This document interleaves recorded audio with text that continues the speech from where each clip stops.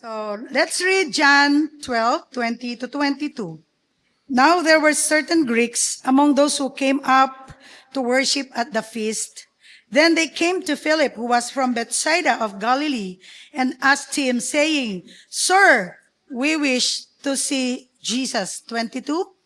Philip came and told Andrew, and in turn, Andrew and Philip told Jesus. So our main text verse for this seminar is from John 12:21. We all know that. And I would like to read also from the NLT. So the portion, Sir, we want to meet Jesus. And the LITV, it says, Sir, we desire to see Jesus. So just like these Greeks, a lot of people want to see Jesus. So they desire, we desire, and we like to see, and we want to meet Jesus, and we long an encounter with Him. And I would like to read a quote from Dr. Wes Bredenhoff, but this is similar from Pastor Arjun's quote from Reverend Bailey. So Dr. Wes Bredenhoff said, I preach at the United Reformed Church in Escondido, California. And from the vantage point of the congregation, the pulpit looked much like any other. But from where I was standing as the preacher, there was something different, something I never seen before, he said. And at the back of the pulpit, visible only to the preacher, was a small gold plate with these words engraved on it, Sir, we wish to see Jesus. So Christians gather for worship and expect to see Jesus. So we attend churches, worship services, and also we attend seminars like this at CMI, and hoping to see or experience Jesus. Or even in our daily life, we want to see Jesus. Am I right po? And so as preachers, teachers, pastors, and speakers, we carry the responsibility of helping, I hope, our congregation, not just to hear Jesus, but truly see Him, feel His presence, and experience transformation. So, did you come in this 3-day seminar expecting to see Jesus? Amen. So me too. So actually, even before preparing for this message, so I found myself praying and asking God to reveal Himself to me. Lord, I don't know what to share with that topic. And I long to see you. I want to encounter you so that I would have something to share during the seminar. And I didn't see God. I didn't see Him face to face, but I saw Him on the lives of the people He touched. Some people are faced with many challenges and that are often deeply rooted, and an encounter with Jesus is sought for. An encounter that will transform you and me, change our heart and mind, and will give us a fresh new perspective and direction. Encounters with Jesus often leave persons with unexpectedness, and it is never how we think it would be, and there are always change or challenges. So for this session, actually, we would like to look at some Bible characters, or they are actually familiar for Sunday school classes or stories that are very much familiar to children, and of course, actually for each and every one of us. So, number one, who had encounter with Jesus. So, and it was actually mentioned already during our first day of this seminar, Bartimaeus. And by the way, the title of this message is, I see you. So don't sleep. I see you from this point. So, Bartimaeus. So let us read this story from Mark 10:45-52. And I would like to make my daughter nervous. No, I will not call her because she said, "Mommy, don't call me." Because I've been requesting her to read for me the stories. But because of her request, so I will not call her. So Mark 10:46-52, reading from New King James Version. Now they came to Jericho. As he went out of Jericho with his disciples and a great multitude, blind Bartimaeus, the son of Timaeus, sat by the road begging. And when he heard that it was Jesus of Nazareth, he began to cry out and say, "Jesus, son of David, have mercy on me." Then many warned him to be quiet, and he cried out all the more, "Son of David, have mercy on me." So Jesus stood still and commanded him to be called. Then they called the blind man, saying to him, "Be of good cheer, rise, he is calling you." And throwing aside his garment, he rose and came to Jesus. So Jesus answered and said to him, "What do you want me to do for you?" The blind man said to him, "Rabboni, that I may receive my sight." Then Jesus said to him, "Go your way, your faith has made you well." And immediately he received his sight and followed Jesus on the road. Bartimaeus, the son of Timaeus. Timaeus means unclean or defiled. So the blind man who called out to Jesus just outside of Jericho. So Bartimaeus might mean son of the unclean or son of the defiled. And during those times, beggars were a common sight in most towns because most occupations of that day required physical labor, and anyone with a disability was at a severe disadvantage and was usually forced to beg. Let me read John 9:2. And his disciples asked him, saying, "Rabbi, who sinned, this man or his parents, that he was born blind?" Blindness was considered a curse from God for sin, but Jesus refuted this when he reached out to heal the blind. Jesus and his followers are making their way into the town. Jesus' fame has become widespread, and they are surrounded by a large crowd. And the commotion is such that they might hardly notice a man sitting at the side of the road. So the sound of the crowd brought curiosity to Bartimaeus. So he tugs at someone's robe, asks what's going on. And they said, "Jesus of Nazareth is passing by." And so Bartimaeus begins to shout, "Jesus, son of David, have mercy on me." Anne Sullivan, she's known for teaching Helen Keller. So Helen Keller is an American author, disability rights advocate. She is also a political activist and lecturer. So Anne Sullivan taught Helen Keller how to communicate because Helen Keller was deaf and blind and so had not learned how to speak. So Anne Sullivan, the teacher, would compassionate patience with Helen and use sign language in Helen's hands so that Helen could talk with the people around her. Anne was also blind.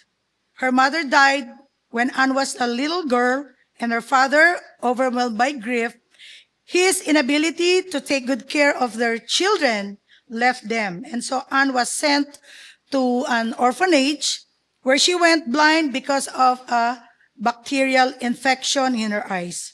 So the orphanage were apparently a horrible place. And when the authorities came to shut it down, Anne did something like Bartimaeus did. She cried out to those authorities for mercy and asking to be sent to school for the blind. It was at the school for the blind that Anne learned how to sign in someone's hand and how she knew what to do for Helen Keller. So both of them have been easily ignored and dismissed because of their blindness, and yet they both became legendary. So going back, someone in the crowd yells at him to shut up, but that only encourages him to cry out all the louder. And even me, if, I'll hear that Jesus is coming and I have a great need.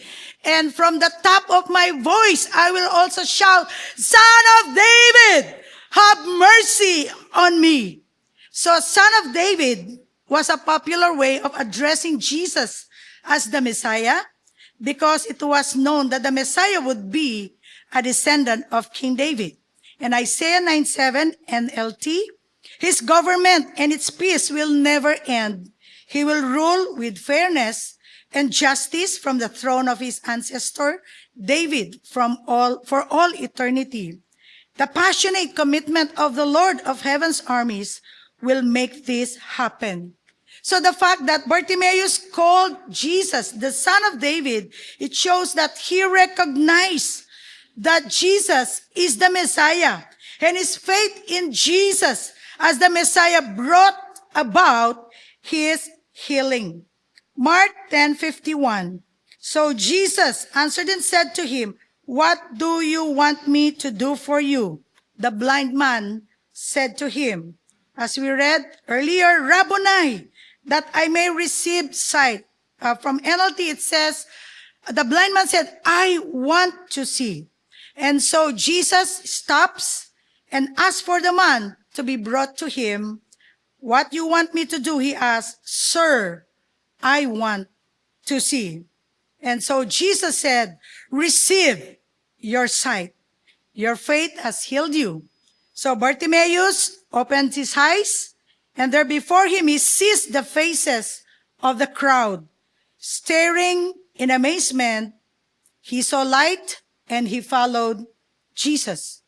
So this story of Bartimaeus is about a man, though he could not see with his physical eyes, with his physical body, but saw who Jesus was and what Jesus could do for him.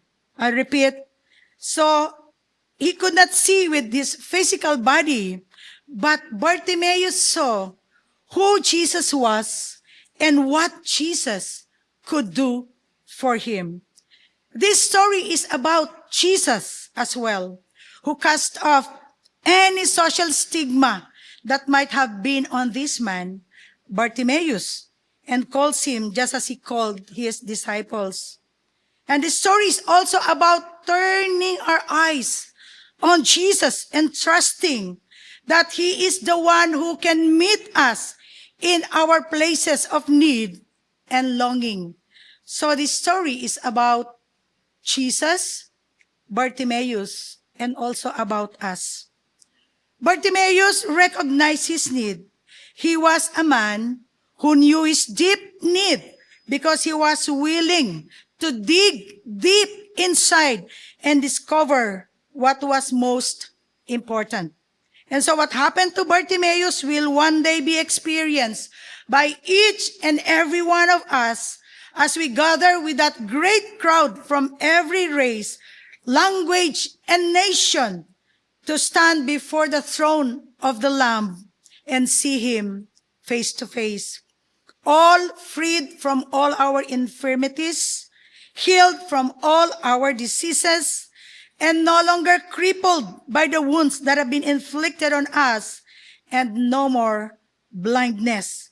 We will be the people that God intended us to be, even from the beginning of time.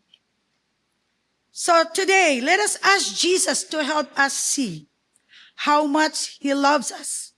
See him leading and guiding us, and see people we might not be seeing. See people's value despite how they might seem on the outside. So the next character, Bible character, Zacchaeus. And I put the little man who met a big God. This is from Luke 19, 1-10. Then Jesus entered and passed through Jericho. Now behold, there was a man named Zacchaeus, who was a chief tax collector, and he was rich. He sought to see who Jesus was, but could not because of the crowd, for he was of short stature. So he ran ahead and climbed up into a sycamore tree to see him, for he was going to pass that way.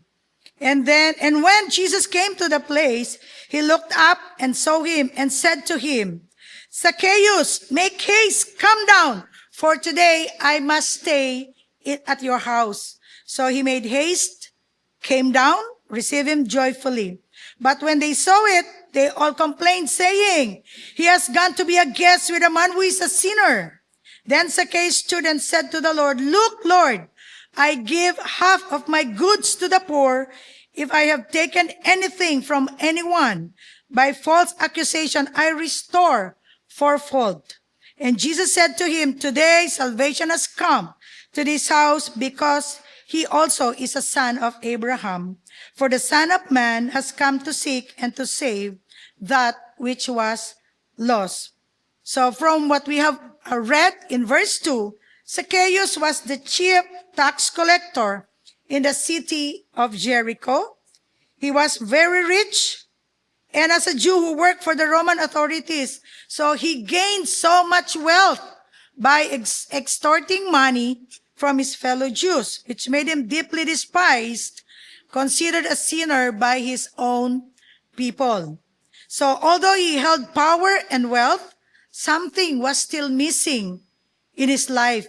Despite being an outcast and small in stature, Zacchaeus had a deep desire to see Jesus when he heard that he was passing by through Jericho. So before Zacchaeus could reach Jesus, he had to overcome significant obstacles. So being short, he could not see over the crowd that had gathered to follow Jesus. His physical limitation, the crowd, his height, stood in the way of his desire to see the Lord. And so for us also, likewise, we see each phase of our obstacles that keep us from drawing near to Jesus. And what is preventing us from getting to Him? Is it distractions like daily worries and frustrations and many others? Is it busyness when we plan to spend quiet time with Jesus, but it often gets pushed aside by everything else demanding our attention? And may I borrow from Pastor John's illustration, we are so busy with social media. Of course, the FB is taking our time and our attention. Zacchaeus did not let the crowd or his size stop him. Instead, he ran ahead and climbed a sycamore tree to get a better view of Jesus, the one he had heard so much about. And Zacchaeus did not let the crowd stop him because he was determined to catch a glimpse of Jesus, and he was not going to let anything stand in his way. He desired to see Jesus. To see Jesus was stronger than his fear of what others might think or the obstacles in front of him. And as Jesus approached the tree where Zacchaeus was, Jesus called him by name and told him to come down because he was going to stay at his house. Zacchaeus was so desperate to see Jesus. The Lord knew Zacchaeus' heart, and he responded just as the Lord knew he would. The world may have despised or even hated Zacchaeus, but the Lord saw his repentant heart and desired to see and to know the Lord Jesus. We see this same kind of desperation in others through the Bible. People who were determined to get to Jesus no matter what stood in their way. In Matthew 9:20-21, there was a woman who had suffered with an issue of blood for 12 years. She tried everything, but nothing helped her. When she heard Jesus was near, she knew in her heart, if I can just touch the hem of his robe, and then I will be healed. So she pushed her way through the crowd, reached out and touched him, and instantly she was healed.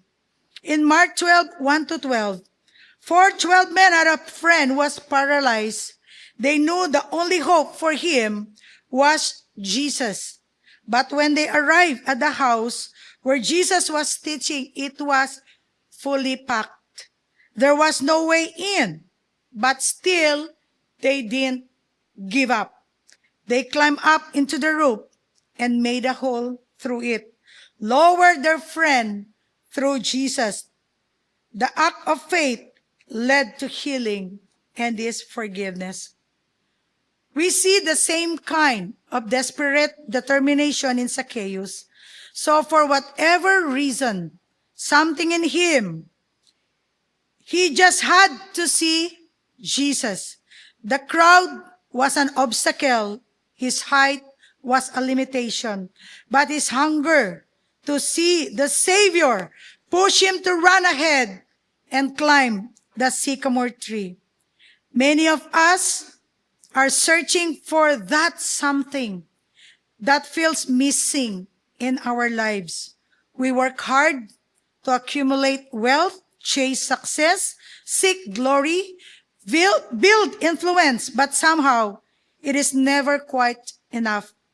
No matter what we achieve or acquire, there remains a deep inner longing for something more, something real, something lasting, and something that will truly satisfy.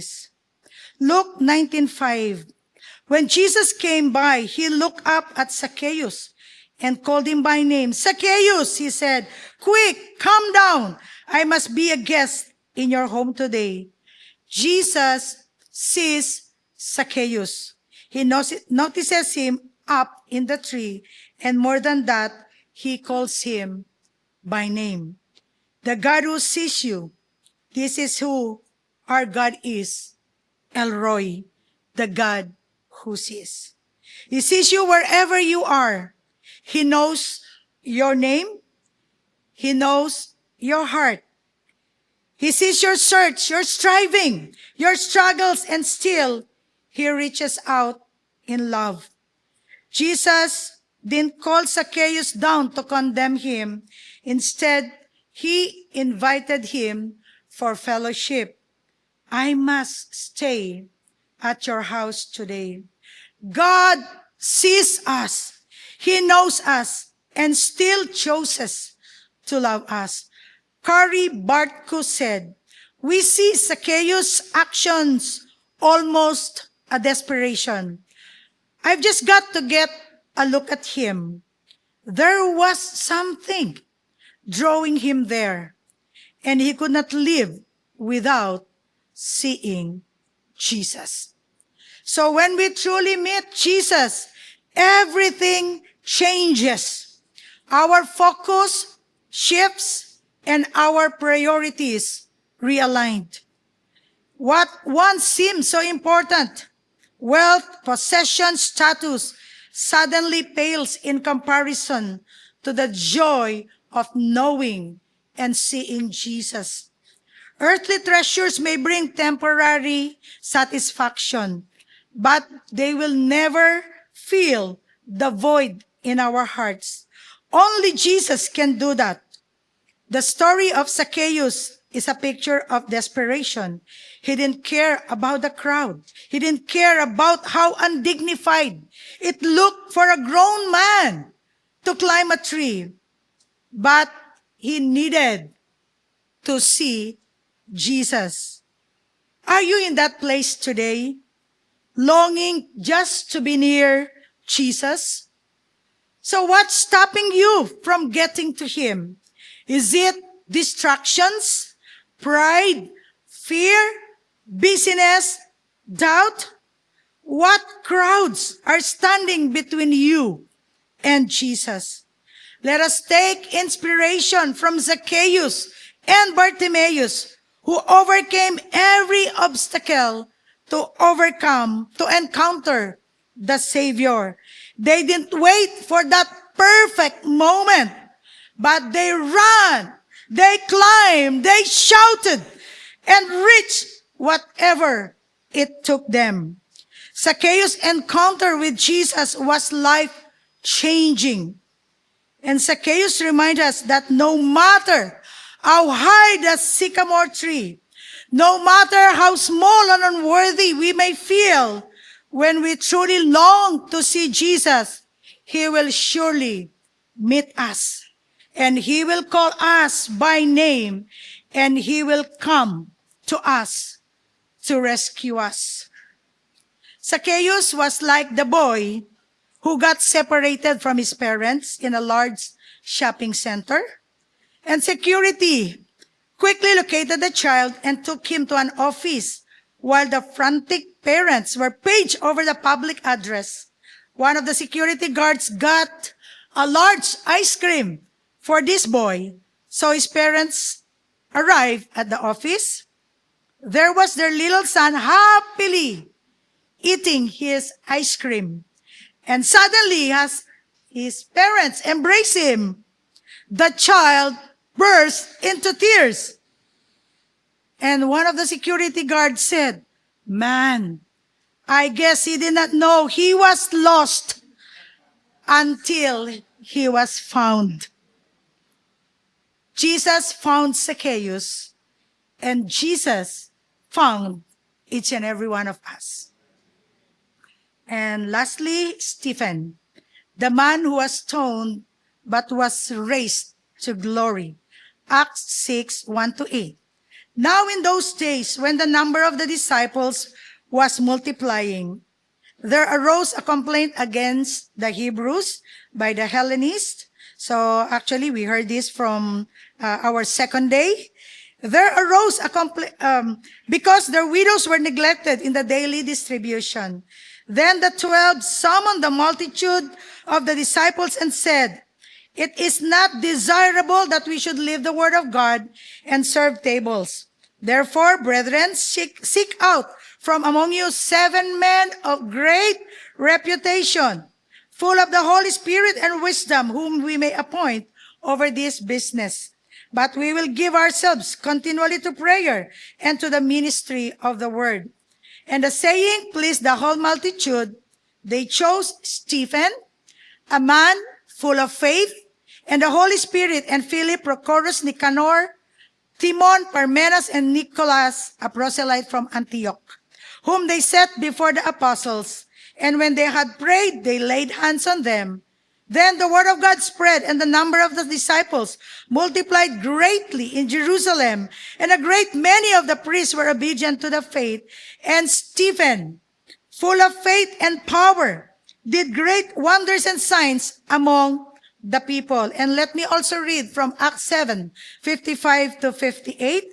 But he, being full of the Holy Spirit, gazed into heaven and saw the glory of God, and Jesus standing at the right hand of God, and said, "Look, I see the heavens open, and the Son of Man standing at the right hand of God." Then they cried out with a loud voice, stopped their ears, and ran at him with one accord, and they cast him out of the city and stoned him. And the witnesses laid down their clothes at the feet of a young man named Saul. Stephen was chosen as one of the 7 deacons to help manage the feeding ministry, the food distribution among the believers. So we heard that from the verses we read. So he was not just a servant. He was a man full of faith and the Holy Spirit, and was chosen because of his godly character in Acts 6, 3-5. He had strong faith in God and demonstrated unwavering trust in God. And through the Holy Spirit, he performed great wonders and signs among the peoples. He preached a powerful sermon recounting Israel's history and accusing the Jewish leaders of resisting God. But the religious leaders conspired against him, And so they secretly persuaded men to accuse him of blasphemy against Moses and God. So they presented false witnesses who twisted his words to make him appear guilty. His enemies were furious at his message. They dragged him out and killed him by stoning. A powerful quote by apologist Tertullian says, "The blood of the martyrs is the seed of the church." We multiply whenever we are mown down, and the blood of Christians is seed. 26 Christians were executed at Nishikasa Hill in Nagasaki, Japan on February 15, 1597. And among them was a young 17-year-old boy, Thomas Kosaki, who was to die for his Christian witness along with his father. And he wrote a letter to his mother the evening before his crucifixion and said, "Mother, we are supposed to be crucified tomorrow in Nagasaki. Please do not worry about anything, because we will be waiting for you to come to heaven. Everything in the world vanishes like a dream. Be sure that you never lose the happiness of heaven. Be patient and show love to many people. Most of all, about my little brothers Mancio and Filippo, please see to it that they are not delivered into the hands of the Gentiles. Mother, I commit you to the Lord." This was a young man condemned to death, and a horrible death at that for his faith. Stephen's greatest contribution and legacy to the kingdom of God came through his martyrdom. His bold witness and ultimate sacrifice became a catalyst for the early church, and his death sparked a wave of persecution that scattered the believers, and in doing so, it drove the church out of Jerusalem, carrying the gospel beyond its borders and into the rest of the world. Many years ago in communist China, the party leaders met to discuss the growing problem of Christians in their country. And one of the things that concerned them was the habit of the Christians when they gathered together. So the government was concerned because they didn't know exactly what was going on during these gatherings. But of course, we know for sure they were worshiping, singing, reading their Bible. But what else were they reading and discussing? This gathering could be a way to organize a revolt against the communist government. So they came up with what seemed like a simple but brutal plan. Simple in that all they had to do was break up the groups and forbid Christians to get together. Brutal in that the communist government separated families. They would send the husband to one part of the country and the wife to another, and the children also to yet another place, isolated and alone. So what harm could they do to the communist government now? And so the writer of the story said, "They don't know us too well." And as Stephen tells us, the church is in the heart of every believer. Is that an amen for each and every one of us?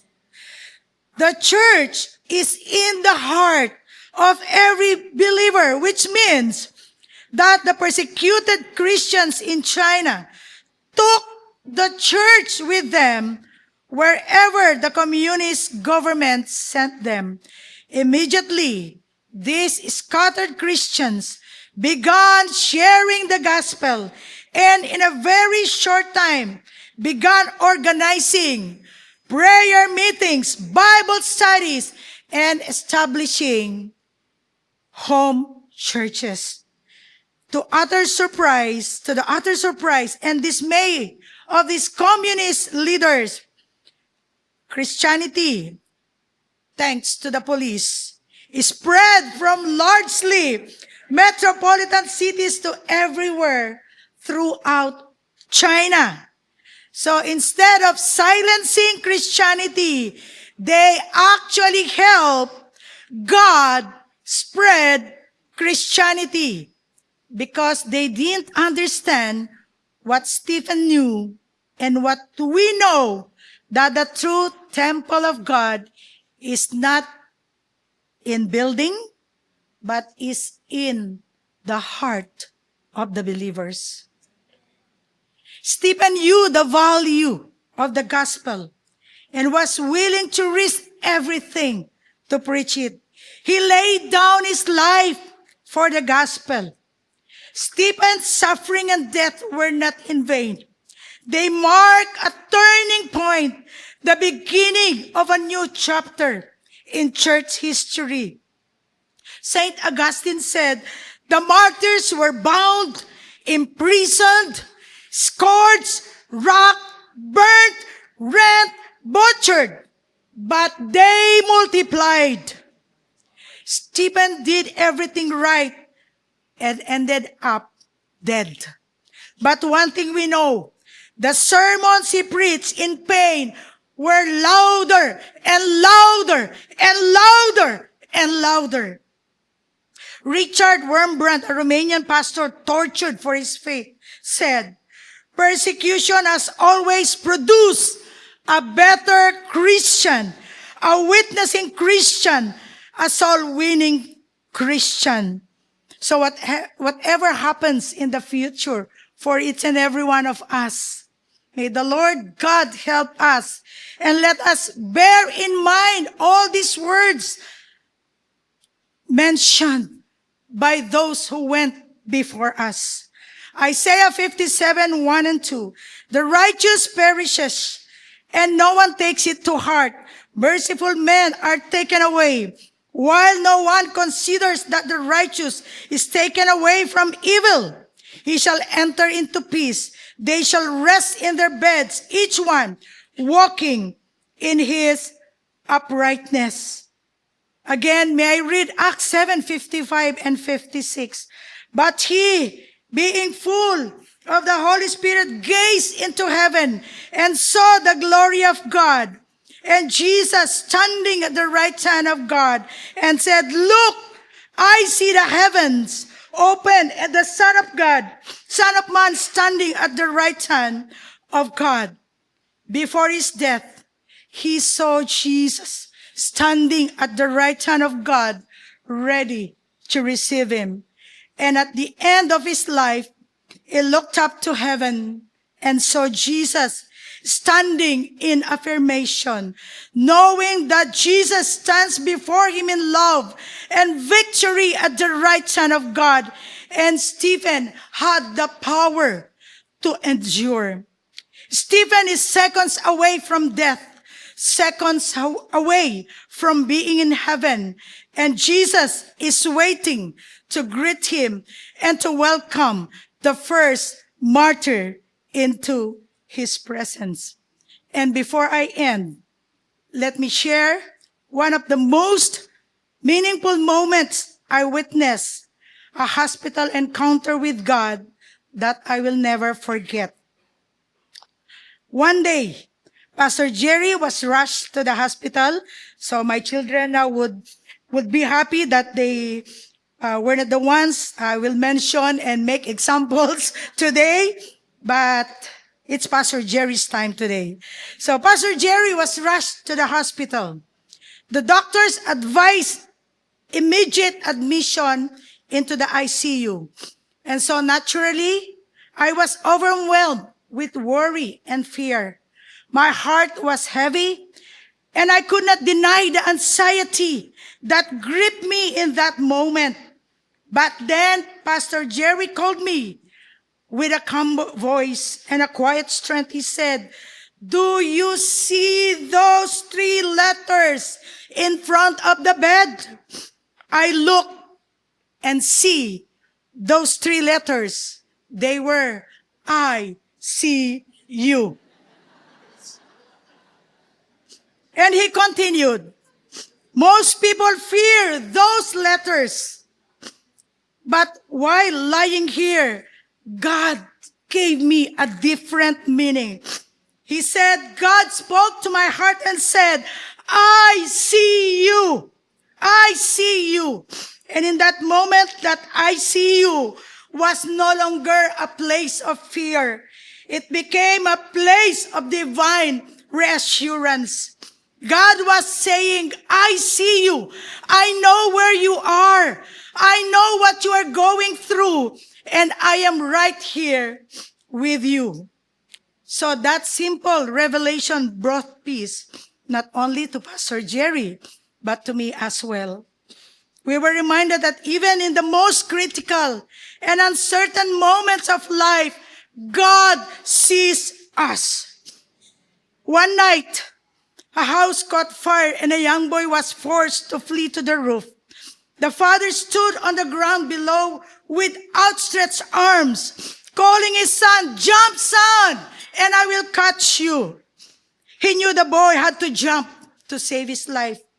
All the boy could see, however, was flame, smoke, and darkness. As can be imagined, he was afraid to leave the roof. His father kept yelling, son, jump, and I will catch you. But the boy said, Daddy, I can't see you. But the father said, I can see you. That's all that matters. God sees us even in the most difficult times of our life. And that's all that matters.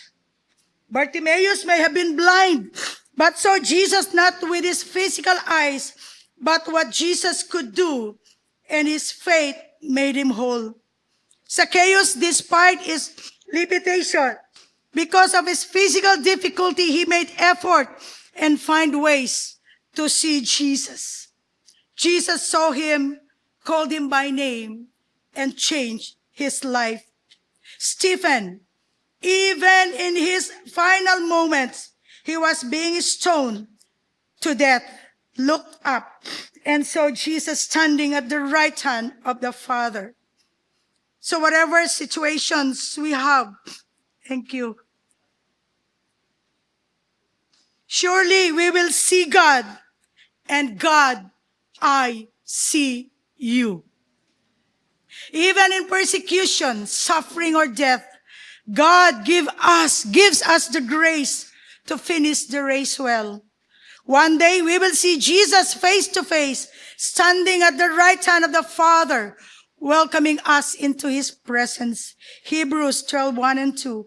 Therefore, we also, since we are surrounded by so great a cloud of witnesses, let us lay aside every weight and the sin which so easily ensnares us, and let us run with endurance the race that is before us, looking unto Jesus, the author and finisher of our faith, who for the joy that was set before him endured the cross, despising the shame, and has sat down at the right hand of the throne of God.